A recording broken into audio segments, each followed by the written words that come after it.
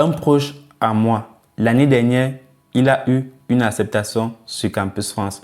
Il a eu une bourse au mérite académique, une bourse d'excellence. Ça veut dire que son dossier était parfait. Malheureusement, il n'a pas eu de visa. La question que je te pose, c'est comment il a fait pour ne pas avoir le visa. Justement parce qu'il a fait certaines erreurs dont je veux que tu évites cela à partir de cette vidéo aujourd'hui. Que faire après son acceptation sur Campus France? Quels sont les bons choix à faire? Comment s'en sortir? Comment préparer ses documents pour la demande de visa? Quand commencer déjà à chercher son logement pour la demande de visa? Tu auras les réponses dans cette vidéo aujourd'hui. Premier élément à faire après une acceptation, c'est quoi? Déjà, je tiens à te féliciter. Si tu as une acceptation, bravo. Ce n'est pas facile. Certaines personnes cherchent l'acceptation, elles ne trouvent pas. Mais ne la gâche pas. Ne fais pas comme mon ami qui a fait l'année dernière. Apprends, apprends, apprends. Continue toujours à te renseigner. Abonne-toi à la chaîne si ce n'est pas encore fait. Comme il disait, premier élément à faire après ton acceptation, c'est quoi? C'est de valider ton acceptation. Si tu ne fais pas ça, c'est fini pour toi parce que tu n'auras pas d'accord préalable d'inscription.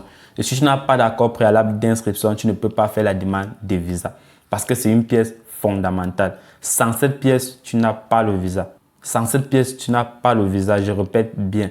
Donc, c'est la première chose à faire, ton choix définitif. Il faut faire ton choix définitif avant le deadline. Ça veut dire le délai. Maintenant, si tu as plusieurs acceptations, tu ne sais pas quel choix faire. Tu as besoin des conseils pour faire le meilleur choix. Plusieurs universités t'ont accepté. Il y a plusieurs personnes comme ça. Parce que moi également, j'étais passé par là. J'avais eu 4 acceptations. Il fallait faire un choix. Premier conseil à te donner si tu es dans cette catégorie de personnes, c'est quoi? Regarde bien dans quelle ville. Première chose, je n'ai pas dit regarde la plus grande université. Premier conseil que moi je te donne, c'est quoi? Regarde là où le logement est facilement accessible.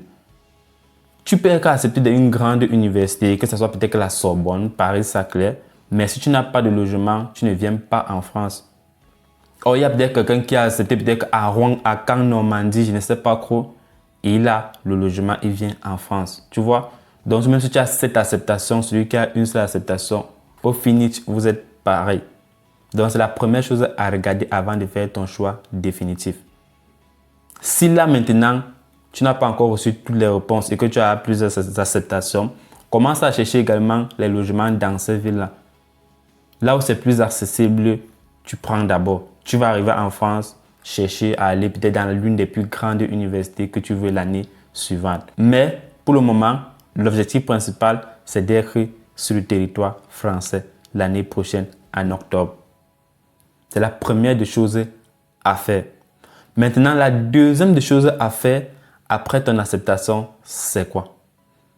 La préparation des documents. Commence à préparer tes documents dès maintenant.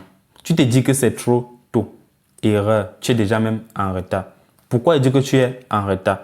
Ma première réponse positive, c'était le 15 mars, environ le 15 mars. J'ai directement commencé à chercher parce qu'il y a des documents qu'il faut préparer dès maintenant.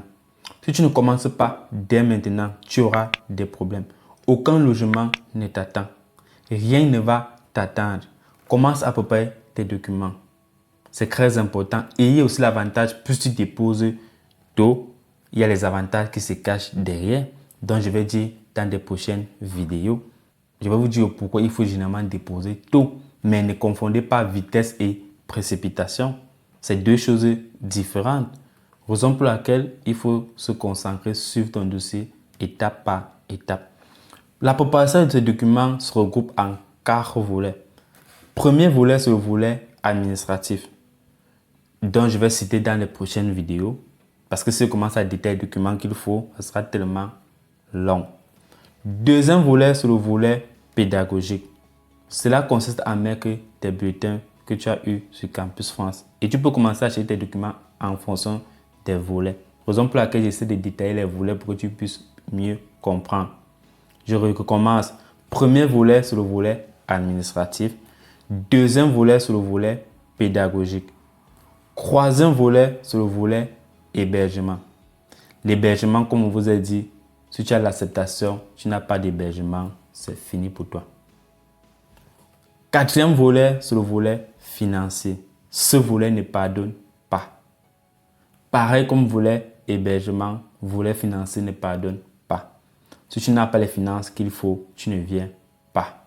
Si tu ne respectes pas les critères qu'on demande, tu ne viens pas. Même si tu as cette acceptation, tu ne viens pas. C'est pour ça que j'essaie de mieux détailler.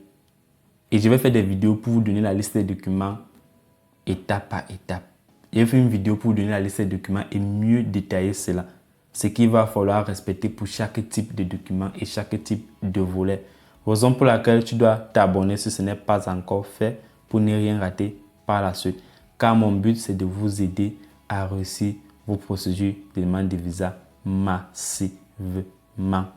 J'ai souffert et ne veux plus que d'autres personnes souffrent également. Raison pour laquelle mon équipe et moi, on a monté le programme pour vous aider, pour vous accompagner. C'est très important. Allez dans le site, mettez votre nom, votre prénom, votre adresse email pour bénéficier de toute la formation gratuite qu'on propose pour vous. Le lien est en description des vidéos.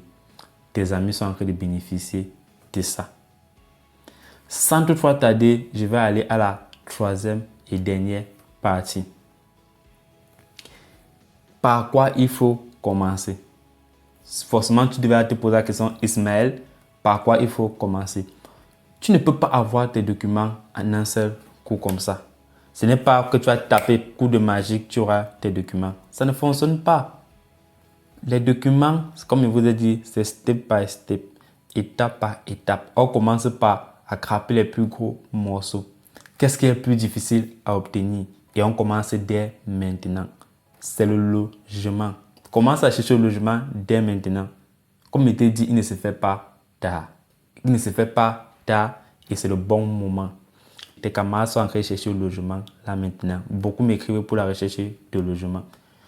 Cherche le logement dès maintenant. Pourquoi? Parce que tu peux faire des mois en cherchant le logement. Ce n'est pas comme si c'était peut-être dans une ville à Douala, oui, à Yaoundé, que tu te lèves, tu pars, tu trouves un logement, tu donnes l'argent comme ça ne fonctionne pas. Tu es à l'extérieur, tu dois chercher un logement. Que tu peux payer le logement. Étant donné qu'il y a ceux qui sont déjà en France, qui cherchent le logement, ils ne trouvent pas. Est-ce que tu te rends compte? Il y a des gens qui sont sur le territoire, on cherche le logement, on ne trouve pas. Moi, je ne peux pas dire, je me décide en 2 jours, je cherche le logement, je trouve. Je ne peux pas. Soit ça veut des recommandations que je peux facilement trouver le logement.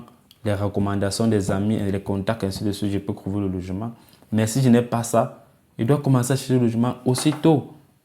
Donc, commence à chercher le logement aussitôt que possible et c'est dès maintenant. Tu vas me demander, Ismaël, quels sont les sites pour chercher le logement? Il existe tellement de sites. Il y a aussi tellement de sites où il y a beaucoup d'arnaqueurs. Mais je vous conseille des sites où vous êtes directement en contact avec le bailleur.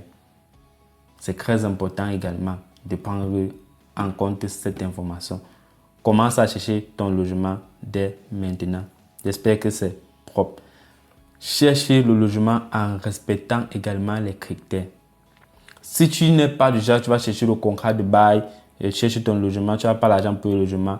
Si tu as quelqu'un pour t'héberger, rassure-toi qu'il respecte les conditions qu'il faut dès maintenant. S'il ne paye pas, par exemple, ses impôts, demande-lui de payer déjà ses impôts. S'il y a 3 heures, car est dans ton école, mets-le de côté. Cherche quelqu'un d'autre qui est susceptible de t'héberger et qui respecte les conditions. Si sa maison déjà, c'est 27 mètres carrés qui sont croix, mets-le de côté. Parce que c'est 9 mètres carrés, une personne. On n'a pas dit 9 mètres carrés, 2 personnes. Pour héberger quelqu'un, il faut avoir un minimum 18 mètres carrés. C'est respecté. Et si tu ne connais pas ça, tu peux déposer ta demande de visa et tu as un refus. Comme je vous ai dit en début de vidéo, le boursier qui a eu un refus de visa.